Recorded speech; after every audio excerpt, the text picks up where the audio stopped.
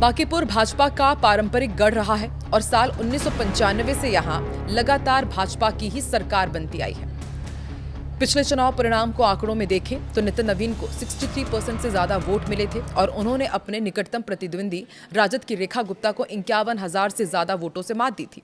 लेकिन इस बार कम मतदान प्रतिशत के कारण समीकरण बदलने की बातें कही जा रही है। तो क्या इस बार बांकीपुर में कुछ अलग होने जा रहा है? बांकीपुर की जनादेश में आखिर जनता क्या चाहती है, समझेंगे इस वीडियो में। नमस्कार, मैं हूं आकांक्षा, आप देख रहे हैं न्यूज़ 18 का डिजिटल प्लेटफॉर्म। बांकीपुर में कुल मतदाता करीब 3,79,000 हैं और इनमें से केवल 34.31% मतदान होने से सभी राजनीतिक दलों के उम्मीदवारों के माथे पर बल आ गए हैं। जनसुराज पार्टी के संयोजक प्रशांत किशोर पहली बार चुनाव लड़ रहे हैं और उनका फोकस बदलाव और स्थानीय मुद्दों पर रहा, तो वहीं दूसरी तरफ भाजपा इसे प्रतिष्ठा की लड़ाई मान रही है। वहीं राजद की रेखा कुमारी गुप्ता पिछले चुनाव में दूसरे नंबर पर रही थी, लेकिन एग्जिट पोल में उनका वोट शेयर चिंता पैदा कर रहा है। मुकाबला भाजपा और जनसुराज के बीच ही कहा जा रहा है।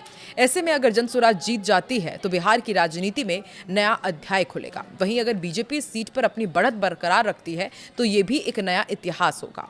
अब जब 3 अगस्त को यानी कि कल चुनाव परिणाम आने वाले हैं, तो आइए एक नजर डालते हैं कि अलग अलग सर्वे एजेंसी के बांकीपुर में जीत हार को लेकर क्या अनुमान है। हालांकि यहां स्पष्ट कर दे कि एग्जिट पोल अनुमान भर है और असली फैसला 3 अगस्त को मतगणना के बाद ही आएगा। नतीजे ही साफ करेंगे कि बांकीपुर में बदलाव हुआ या फिर परंपरा कायम रही।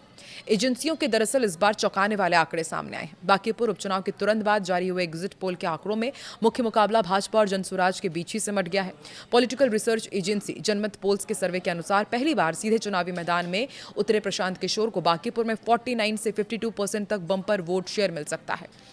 वहीं इस सर्वे में भाजपा के उम्मीदवार नीरज सिन्हा को दूसरे स्थान पर रखते हुए 34 से 36% वोट मिलने की बात कही गई है। दूसरी तरफ डीवी रिसर्च के एग्जिट पोल में भी जनसुराज को 43% और भाजपा को 39% वोट के साथ प्रशांत किशोर की जीत की संभावना जताई गई है। इसके अलावा पोल पंडित के सर्वे में जनसुराज को आगे और भाजपा को पीछे बताया गया है।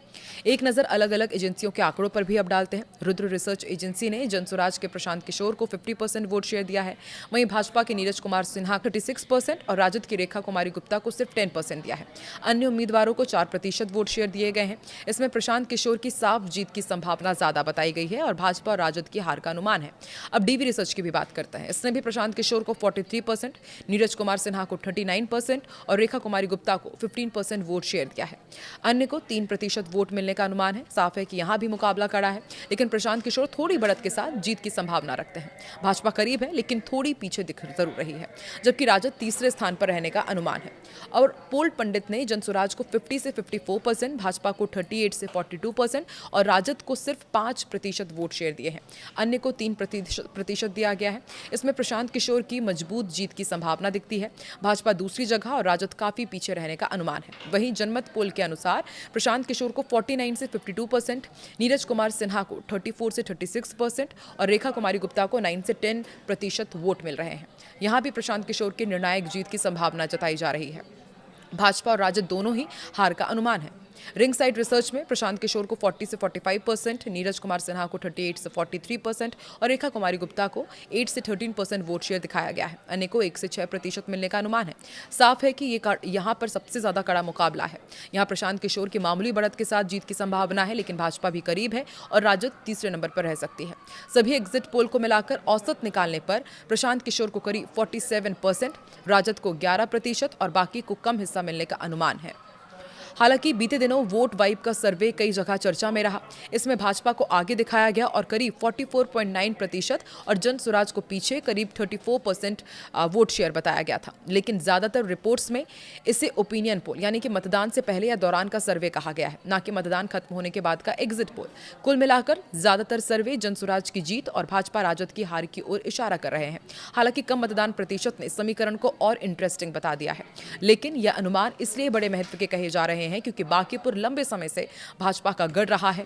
नितिन नवीन का कर रहा है। ऐसे में अगर एग्जिट पोल सही साबित हुए तो यहाँ बड़ा बदलाव देखने को मिलेगा, लेकिन ये बदलाव एग्जिट पोल बता रहे हैं, यानी कि एक रिसर्च बता रहा है, सर्वे एजेंसी बता रहे हैं। लेकिन कल 3 अगस्त को ये साफ हो जाएगा कि बांकीपुर की जनता ने बहुत बड़ा बदलाव चुना है या फिर एक बार फिर से बीजेपी के साथ जाने की परंपरा निभाई है। आपको क्या लगता है 3 अगस्त को जब रिजल्ट आएगा तो क्या प्रशांत किशोर कुछ जादू करने वाले हैं या फिर भाजपा एक बार फिर से यहाँ पर कमल खिलाएगी या फिर भाजपा को बड़ा झटका लगने वाला है? कमेंट सेक्शन में जरूर बताएं।